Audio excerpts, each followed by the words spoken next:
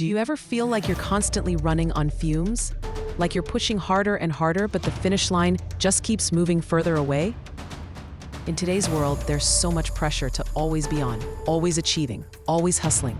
It's easy to get caught up in that cycle until you feel completely drained.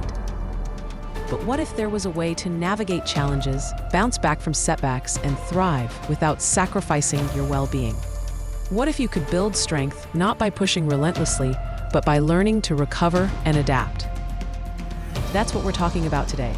Building mental resilience, not by burning out, but by building sustainable practices. I'm going to share practical, actionable tools you can start using right now to reclaim your energy and find a path that truly works for you.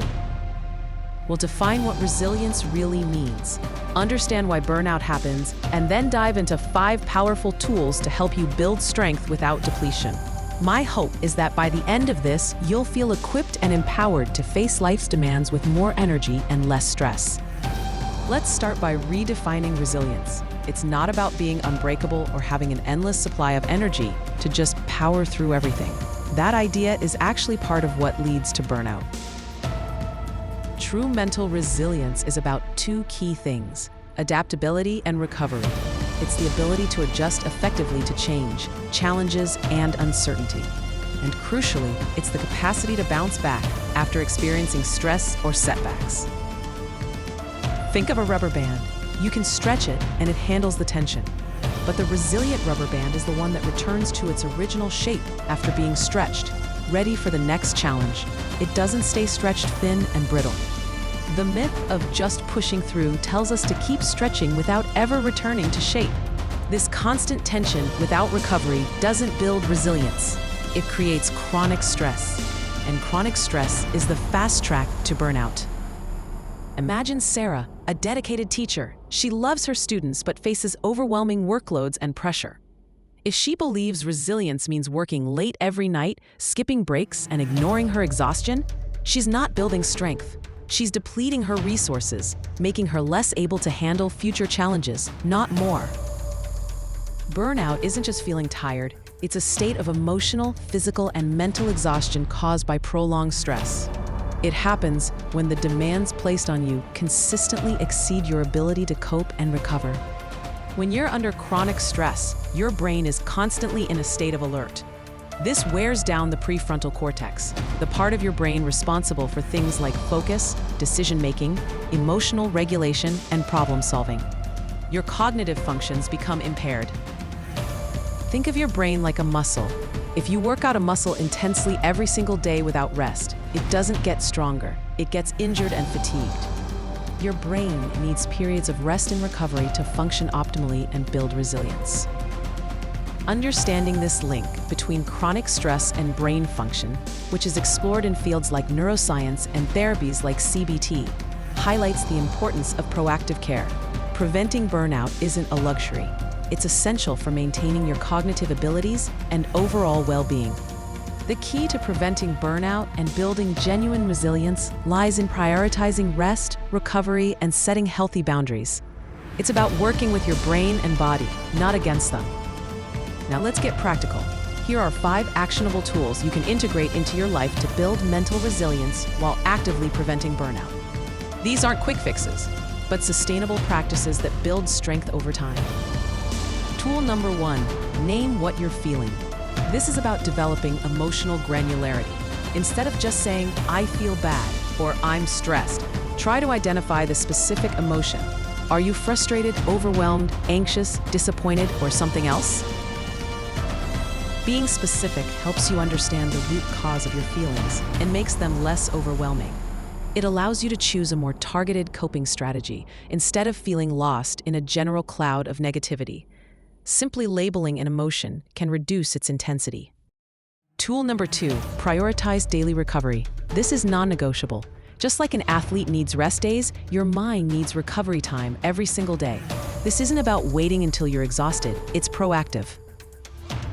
Schedule small pockets of time for activities that recharge you. This could be a 15-minute walk, listening to music, a short nap, journaling, or simply sitting quietly. These small breaks prevent stress from accumulating and allow your brain to reset. Tool number 3, micro boundaries. Setting boundaries can feel daunting, but micro boundaries are small, manageable limits you set throughout your day. They protect your time, energy, and focus. Examples include turning on notifications to break from your work on your devices on a preset time, not checking and responding to email after a certain time, taking a tech-free lunch break, or deciding not to respond to non-urgent messages immediately. These small acts of setting limits add up significantly. Tool number 4, reframe thoughts. This tool draws from principles of cognitive behavioral therapy, or CBT. It involves challenging unhelpful or negative thought patterns and reframing them in a more balanced or realistic way. When you notice a thought that's causing distress, ask yourself, is this thought absolutely true? What evidence supports it? What evidence contradicts it? Is there another way to look at this situation? This practice helps you gain perspective and reduce the emotional impact of negative thinking. Tool number 5, purpose check-ins and gratitude. Regularly connecting with your core values and the meaning in your work or life provides a strong anchor during difficult times. Ask yourself, why am I doing this? What truly matters to me? Coupled with this, a simple gratitude practice can shift your perspective. Taking a moment each day to acknowledge things you are thankful for, no matter how small, helps counteract negativity bias and boosts your overall sense of well-being and resilience. Building resilience and preventing burnout is not a solo mission. It's a sign of strength, not weakness, to recognize when you need support and to reach out for it. Don't hesitate to talk to friends, family, or colleagues you trust about what you're going through. Sometimes, simply sharing your burden can make it feel lighter. Consider seeking professional help from a therapist or counselor.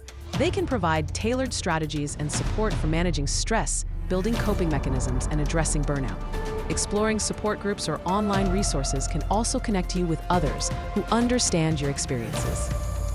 Building mental resilience is a journey, not a destination. It's about making small, consistent choices that prioritize your well-being alongside your goals. It's about progress, not perfection. Remember the tools we discussed: naming your feelings, prioritizing daily recovery, setting micro boundaries, reframing your thoughts, and connecting with purpose and gratitude. These are your building blocks. Which of these tools resonates with you the most right now? Let me know in the comments below. I'd love to hear what you're going to try first. If you found this helpful and want more practical strategies for training your mind and building a life that feels sustainable and fulfilling, subscribe to Orion Vitality. Here we train the mind, not just the body. This Sunday, I'll share a 5-minute reset I use every weekend. Don't miss it. Thank you for being here. Be kind to yourself as you navigate this process. You've got this.